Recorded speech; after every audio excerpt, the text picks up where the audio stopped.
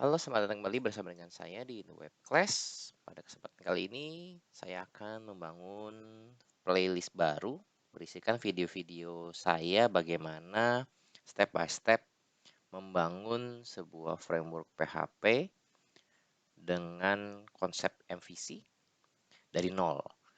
Jadi di sini saya akan tunjukkan kepada teman-teman pola pikir saya dalam proses development, bug fix, revisi, preparation, dan testing. Target audience dari playlist ini adalah teman-teman semua yang penasaran sebenarnya di balik MVC framework yang beredar di pasaran itu jeroan dalamnya itu seperti apa sih? Kelas-kelasnya, komunikasi antar kelas itu seperti apa di dalam PHP sendiri. Jadi ini adalah versi saya dan tentunya jauh dari sempurna dibandingkan dengan framework yang udah cukup populer ya di luar sana seperti Laravel atau Symfony dan macam-macam lainnya. Yang kita bangun di aplikasi ini adalah sebuah admin dashboard untuk back office. Tujuannya untuk perusahaan retail bergerak di bidang retail. Jadi ada proses pembelian, ada proses penjualan, ada proses stock management, dan kita juga akan buatkan fitur semacam pembukuan otomatis secara accounting sehingga bisa mengeluarkan laporan neraca, laba rugi, dan segala macam bentuk laporan accountingnya. Adapun fitur framework yang akan kita bahas pada playlist ini adalah mulai dari meat and potatoes-nya jelas MVC, jadi model, view, dan controller. Tapi kalau proses step by step mulai dari awal sampai akhirnya harusnya urutannya kita mulai dari router dulu, routingnya dan requestnya, lalu baru masuk ke controller, ke user interface ya, disebut istilahnya adalah view. Di dalam view-nya itu sendiri pun juga user interface-nya juga kita akan bahas banyak sekali akan terhadap form, karena back office tentu saja hal yang akan kita bangun adalah form untuk menambah data, form untuk menghapus data, form untuk mengedit dan seterusnya. Semua request inputan dari user akan diproses menggunakan metode post, sehingga kita menggunakan Ajax request, dan kita juga akan bangun kelas untuk memprosesnya dan merespons dari Ajax request tersebut. Untuk database sendiri, konsepnya kita menggunakan model, dan model yang akan kita bangun berbeda dengan model yang mungkin Anda biasa gunakan di luar sana, di mana modelnya bisa langsung connect ke database, langsung query manual. Super admin, kita akan menggunakan di sini adalah konsep pendekatan stored procedure sehingga ada dari sisi sudut pandang keamanan database juga.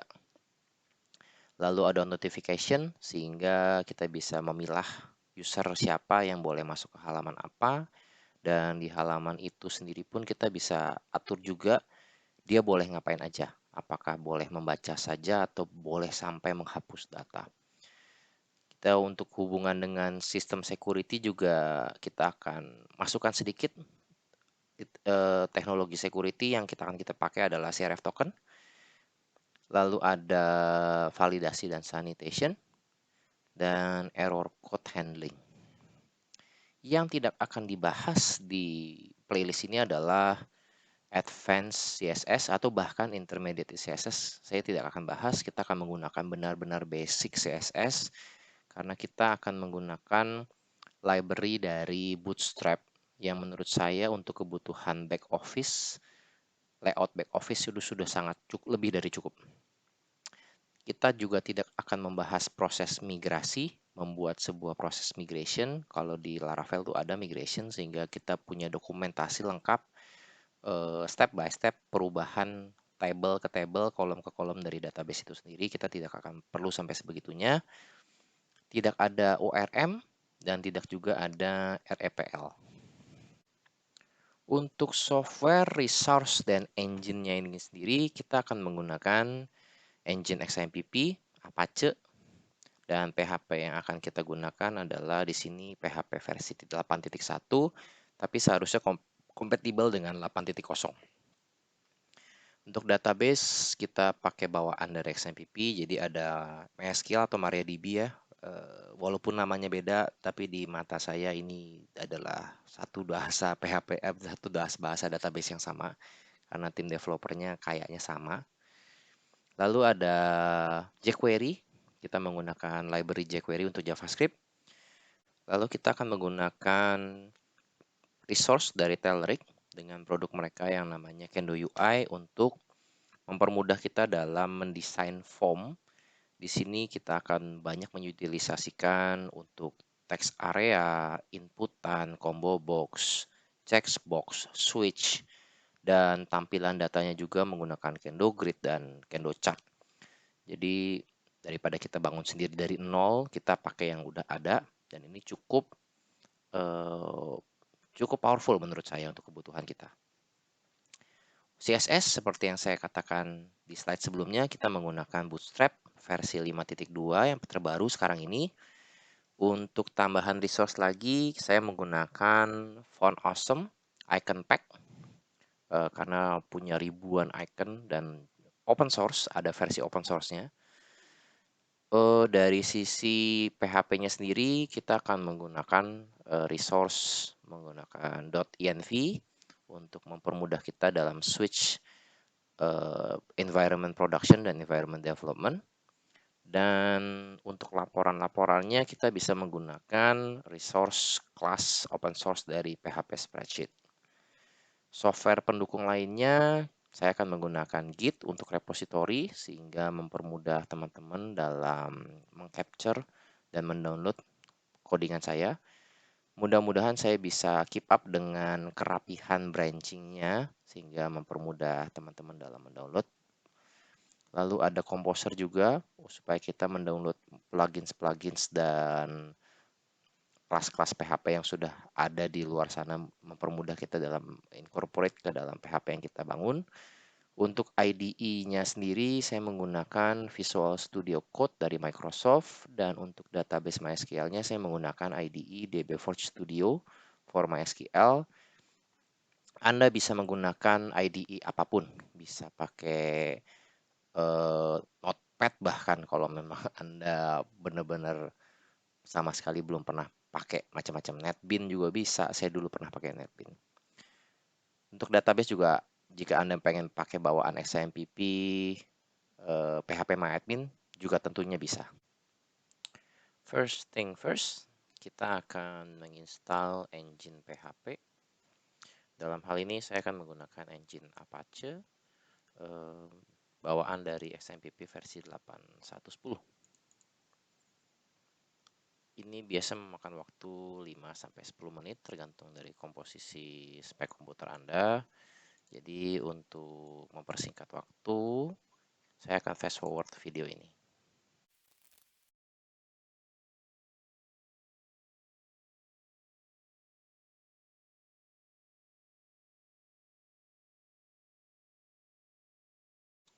Oke, kita coba nyalakan XMPP-nya. Kita start bagian Apache. Untuk pengetesan, dia defaultnya adalah menggunakan port 80 dan SSL 443. Kita bisa kesampingkan sementara dulu untuk SSL karena kita menggunakan localhost. Untuk mengaksesnya Anda bisa membuka browser, apapun itu, dan kita akan hit localhost /280 atau localhost saja karena 80 memang port default dari browser. Jika Anda melihat halaman ini, maka XMPP dan Apache sudah terinstall dengan baik dan benar. Untuk pengetesan database, Anda bisa nyalakan kembali MySQL di sini. Anda start. Defaultnya adalah menggunakan port 3306. Untuk pengecekan, Anda bisa masuk ke phpMyAdmin. Nah, bila terbuka halaman seperti ini, berarti database bawaan dari XMPP sudah terinstall dengan baik dan benar. Untuk video pertama ini kita tidak akan bahas database dulu, jadi kita masuk ke PHP-nya dulu. Tadi saya install di drive D dengan folder XAMPP 8110. Untuk Apache, folder www.root kita ada di htdocs. Kalau Anda menggunakan bawaan dari Windows, IIS, harusnya ada di C inetpub di www root. Untuk Laragon seperti Nginx itu juga punya folder sendiri, silakan disesuaikan. Untuk project kita akan bangun satu folder baru supaya tidak tercampur dengan folder yang default dari htdoc-nya XMPP. Untuk kali ini project yang akan saya bangun berhubungan dengan sebuah bisnis usaha yang namanya adalah RC.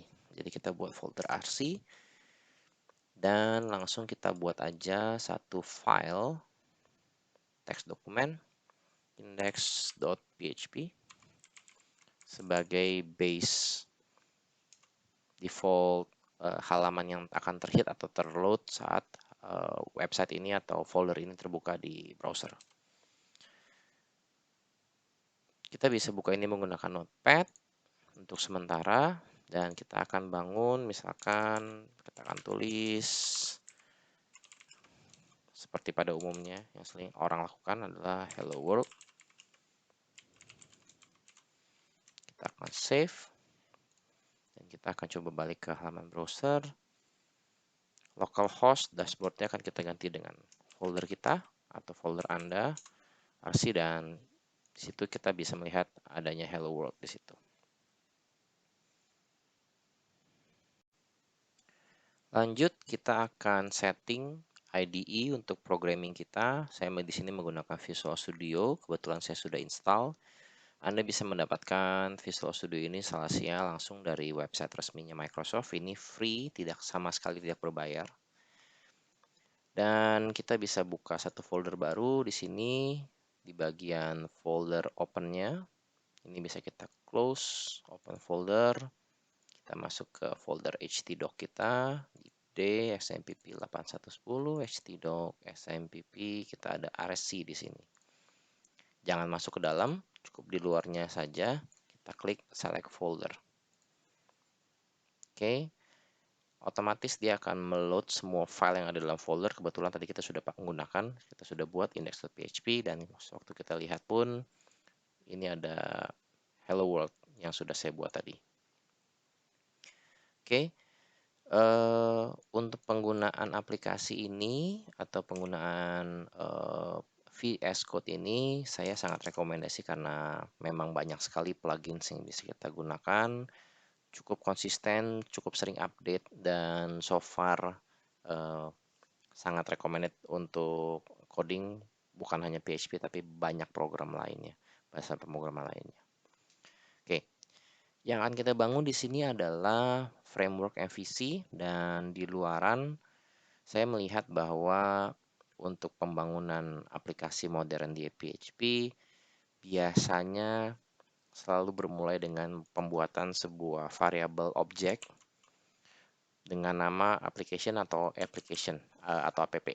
Jadi kita akan kita akan ngajarin ke dalam PHP apa yang kita pengen, dan kalau kita nulisnya seperti apa, kita berharap PHP merender atau memprosesnya seperti apa. Jadi saya akan jelaskan step by step pola pikir yang saya dapat saat saya ngoding.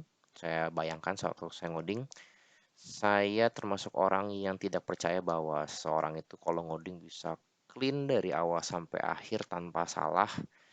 Seperti yang Anda akan lihat, nanti saya juga akan pasti banyak melakukan bug fixing dan bolak-balik dari satu file ke file yang lain.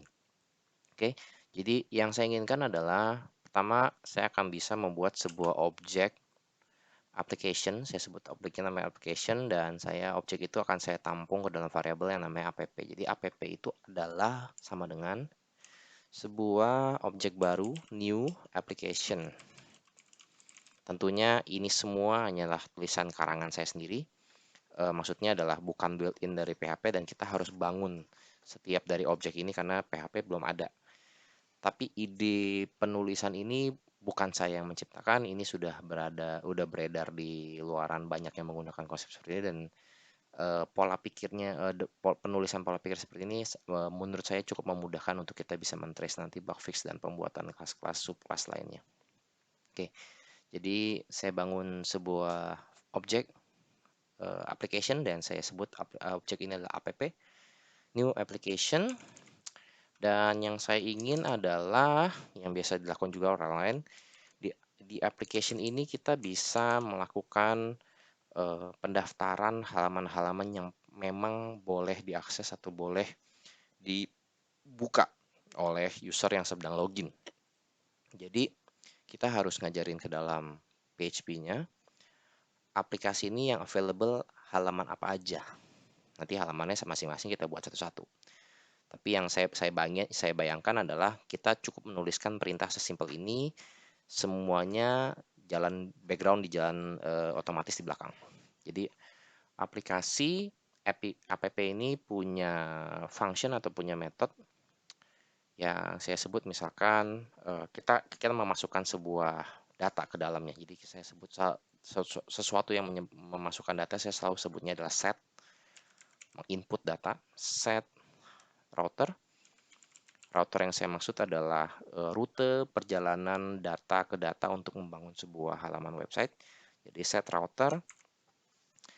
Lalu kita akan masukin, misalkan kalau dia nggak lagi di halaman apapun, jadi adalah slash, kan seperti layaknya website kita pakai slash.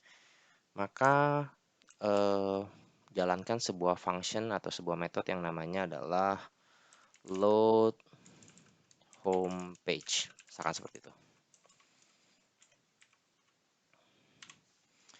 Atau misalkan kalau misalkan ada halaman lain, misalkan adalah halaman admin, saya pengen buat dia kalau di browser linknya adalah /admin misalkan, maka saya pengennya dia menjalankan sebuah metode dengan saya panggil nama loadnya adalah load admin page, seperti itu. Jadi untuk bisa membuat aplikasi-aplikasi dan router-router ini, tentunya kita perlu buat dulu satu-satu masing-masing di halaman PHP ini, dan itu yang akan kita buat. Supaya filenya tidak berantakan, saya akan buat satu folder di luar, di RC, langsung di dalam RC-nya, bukan di dalam index.php-nya. Saya akan masukkan semua kelas-kelas inti yang akan saya gunakan. Jadi saya akan bangun satu folder yang namanya adalah core.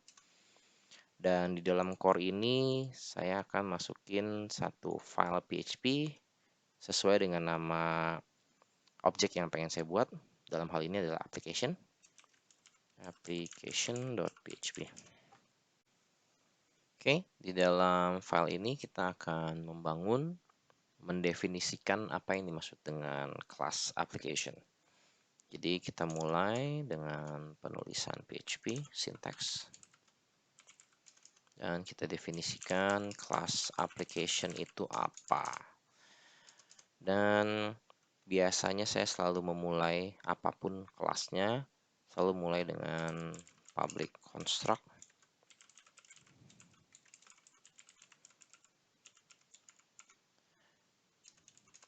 Ini adalah metode di dalam kelas yang pasti akan dijalankan oleh PHP setiap kali pembuatan objek baru bertipe application ini.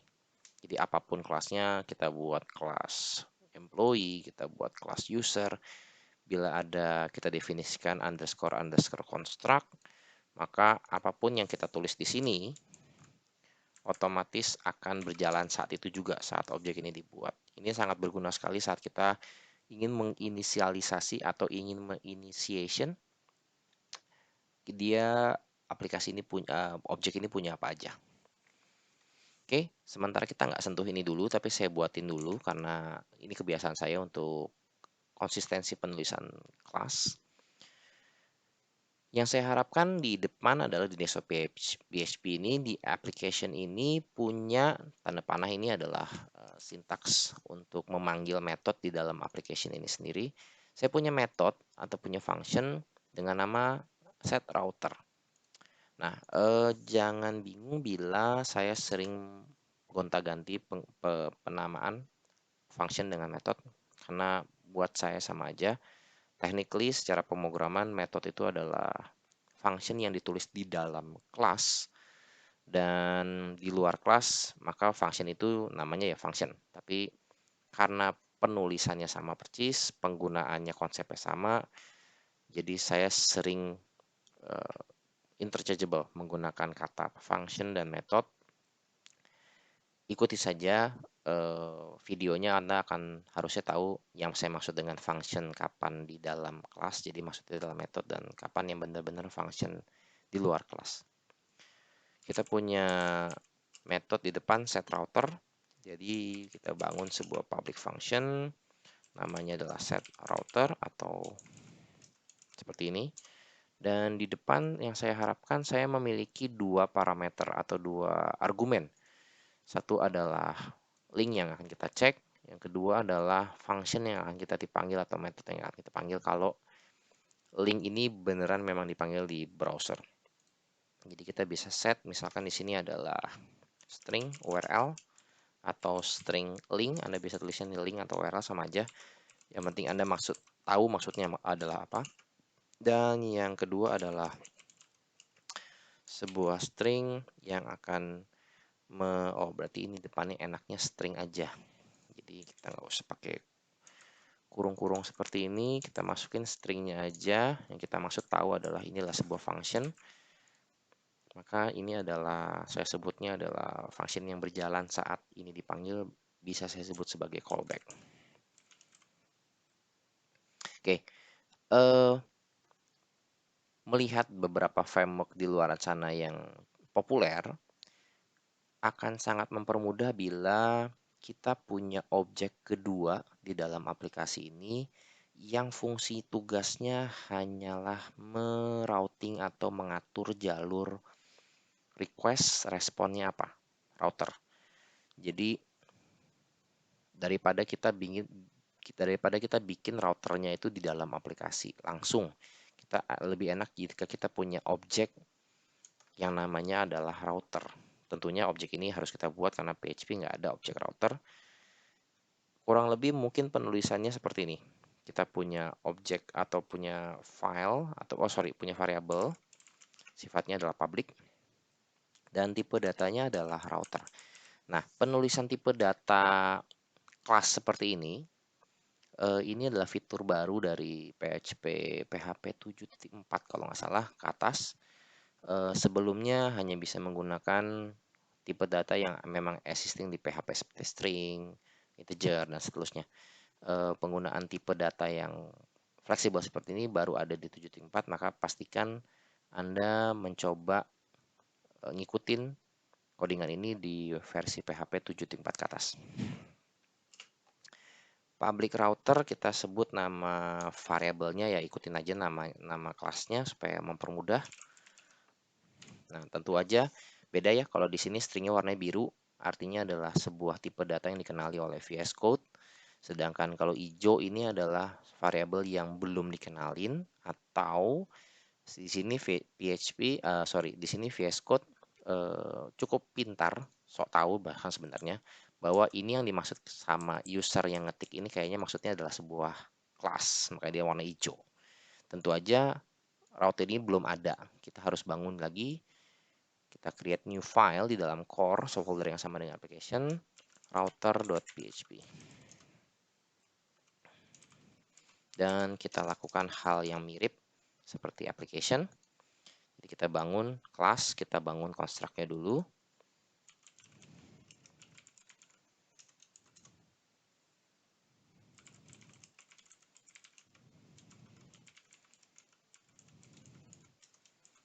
Oke, dan set router ini enaknya taruh di dalam objek router, bukan di dalam objek application-nya.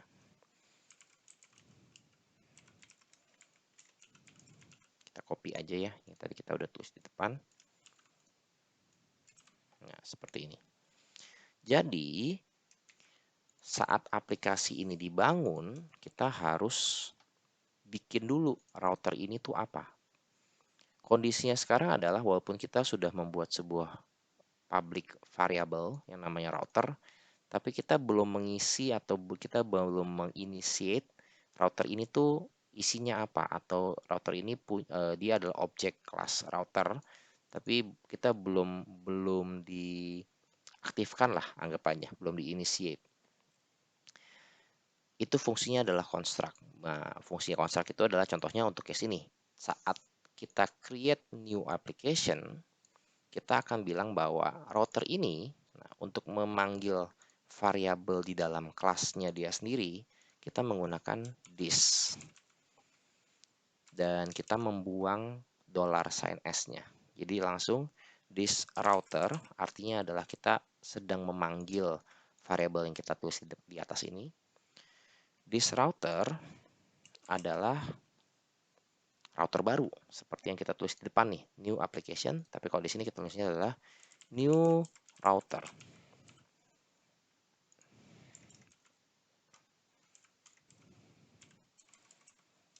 Nah, untuk menggunakan router ini kita harus ngasih tahu ke PHP bahwa saya ingin menggunakan file router.php yang di luar ini nih.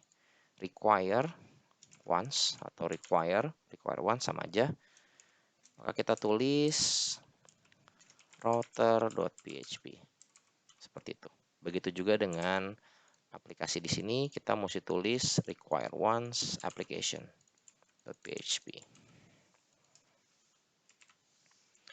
Nah, tentunya sekarang fungsi set router ini tidak ada di dalam application, adanya di dalam router.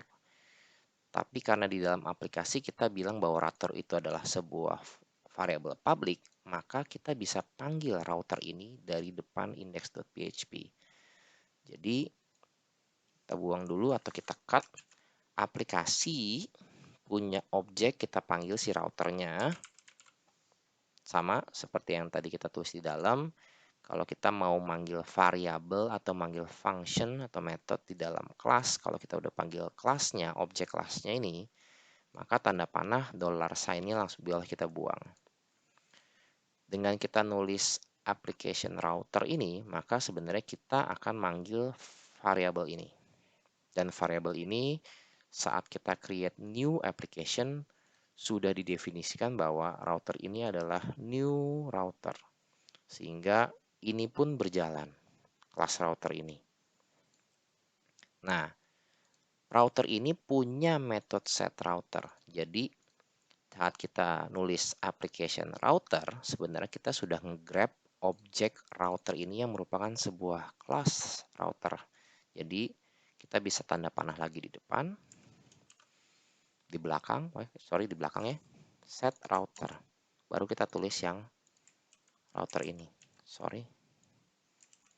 Dimana tadi adalah slash biasa, terus kita sebutnya load homepage.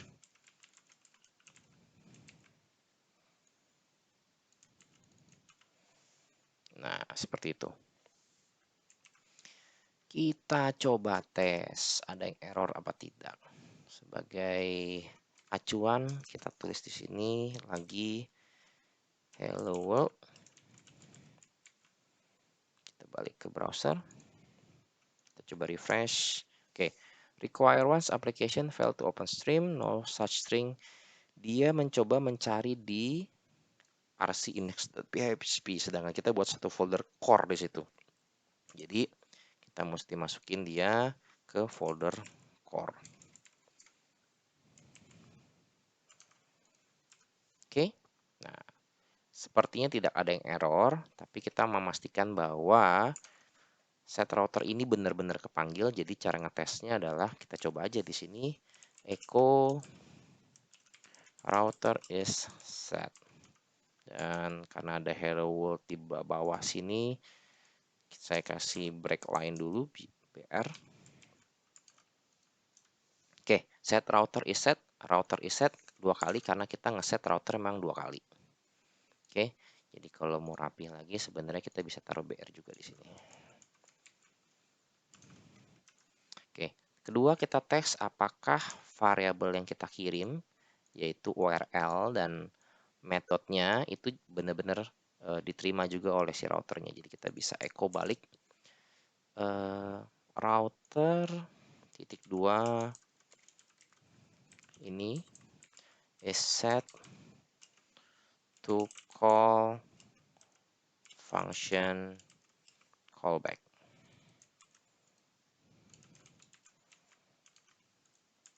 Oke, router slash is set to call function load homepage, sedangkan router admin slash admin is set to call function load admin page. Oke, so far so good. Nah, di sini saya menggunakan require once, walaupun application dan router pun juga satu folder, tapi harus require once. Kalau nanti ke depan kita punya suatu file yang sangat besar, dan mungkin ada kejadian di mana saya harus memindahkan satu file ke folder yang lain, ini bisa merusak codingan yang sudah kita buat dan harus kita setting ulang lagi. Oleh sebab itu, untuk ke depan saya akan tunjukkan bagaimana kita bisa mengutilisasikan namespace atau ruang nama, space name ya.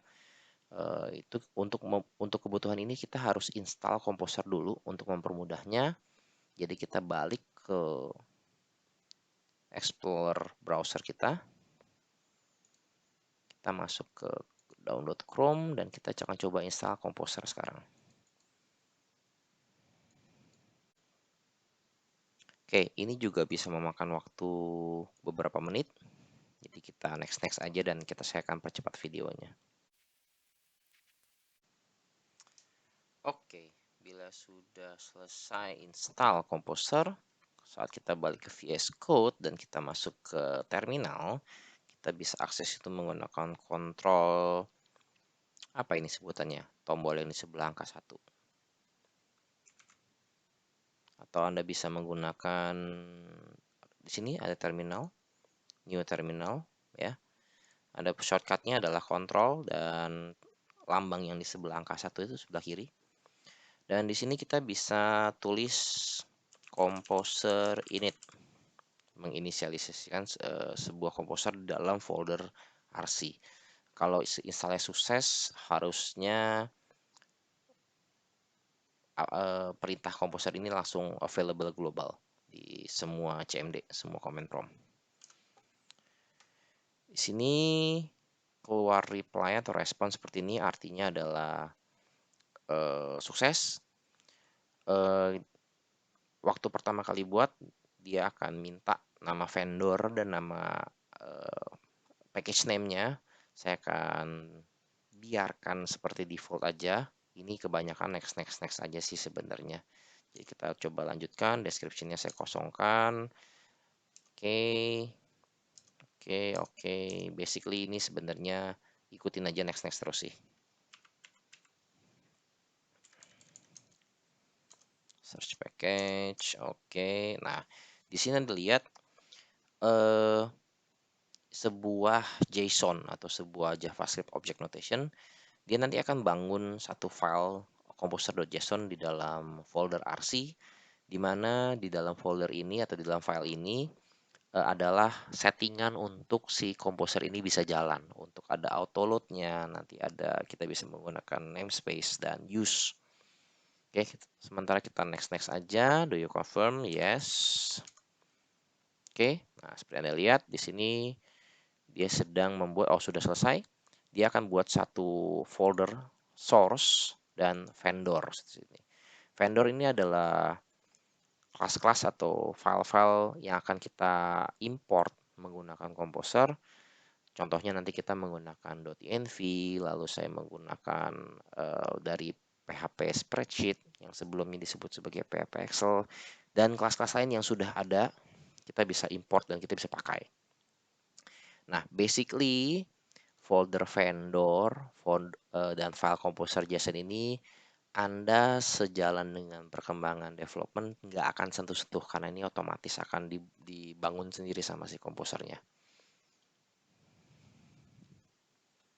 Saat sudah selesai, kita akan tutup dulu ya terminalnya. Anda bisa menggunakan shortcutnya lagi, open and close terminal.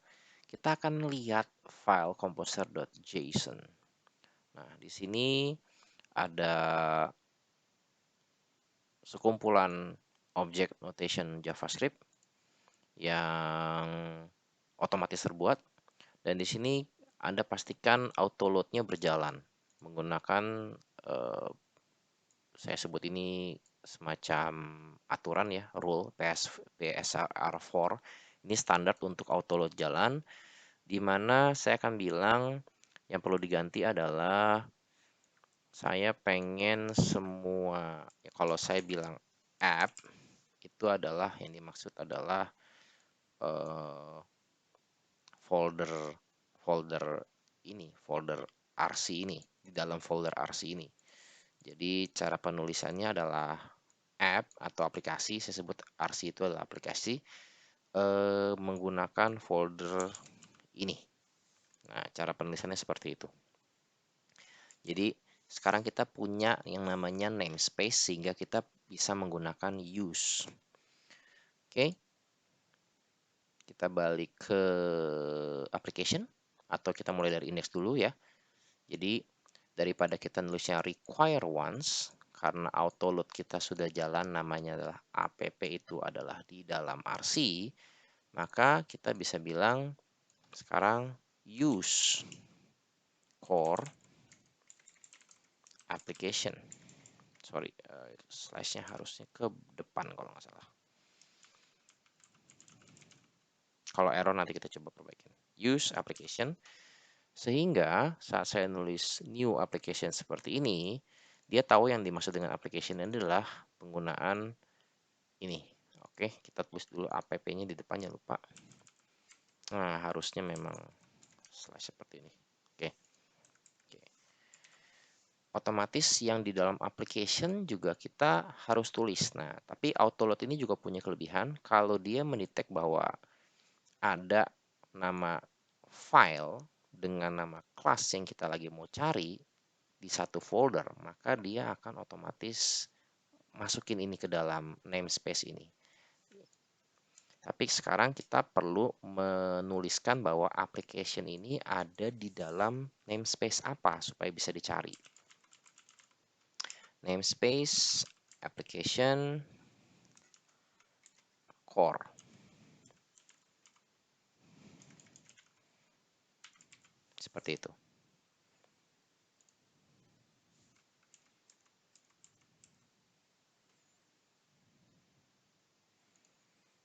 Oke, begitu juga dengan yang di dalam router. Sehingga inilah penulisan namespace ini yang membuat si autoload ini bisa tahu bahwa selain struktur foldernya memang satu folder, tapi dia berada di satu namespace yang sama, yaitu app/core.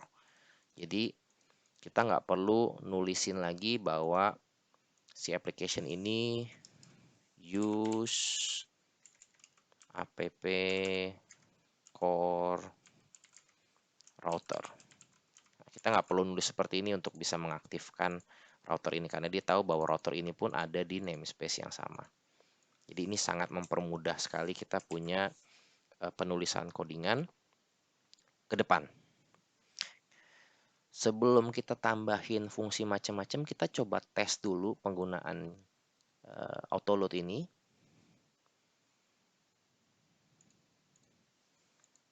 Mudah-mudahan masih jalan. Oke. And not found, app core application not found di dalam index.php. Oke, kita coba cek lagi codingannya. Oke, ada beberapa yang kita bisa coba tes. Karena tadi komposernya kita edit bagian autoloadnya. Just to make sure, kita coba update dulu komposernya dengan cara composer update.